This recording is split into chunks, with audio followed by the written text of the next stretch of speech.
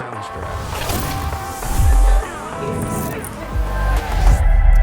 guys, I'm Naomi. And I'm Connor. And we're part of Youth with a Mission, which is otherwise known as YWAM. It's one of the biggest missions movements in the world right now. We're here to talk to you about evangelism. And I love the topic of evangelism because when I was 16, I gave my life to Jesus because some friends of mine shared the gospel with me.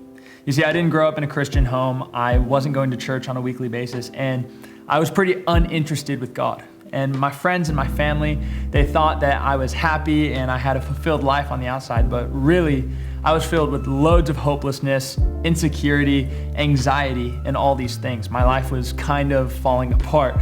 And my friends, they invited me to hang out in a context of community and loving fellowship, and they accepted me in. And my friends by no means had it all put together.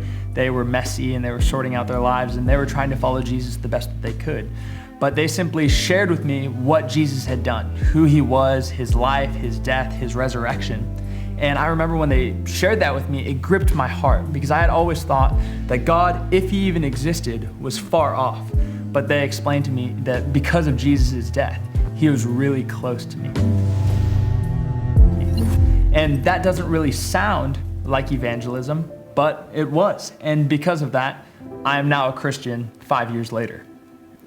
I think Connor's story is such a good example of evangelism because it just emphasizes how simple it can be. It doesn't need to be the classic stereotype of a man standing on a box in the street screaming at people about hell and heaven or whatever it is that you would have as a preconceived idea. Evangelism is simply sharing Jesus with those around you, sharing the good news and sharing the gospel.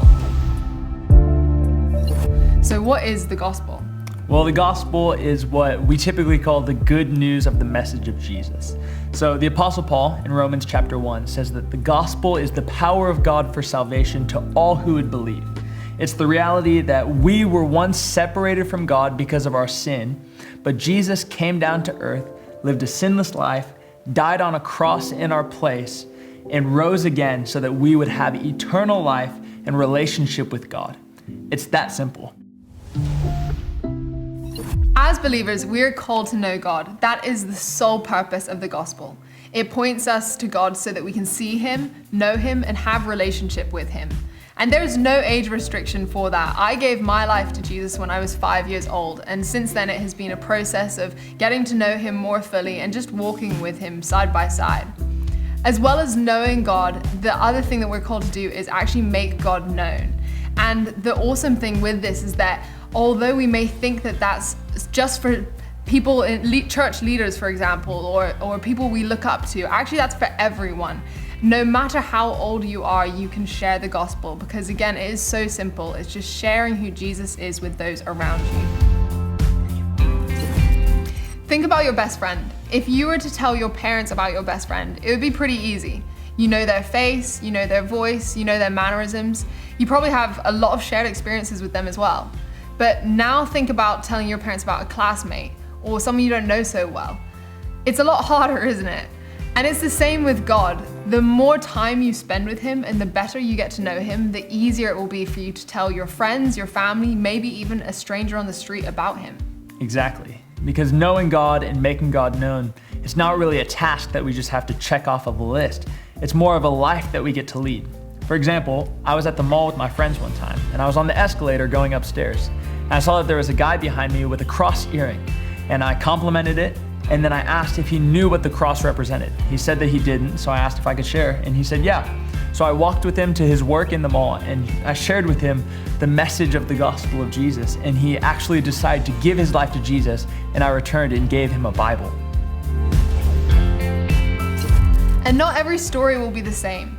Evangelism for some of us will look like stepping out in the streets, talking to that stranger and telling them about Jesus.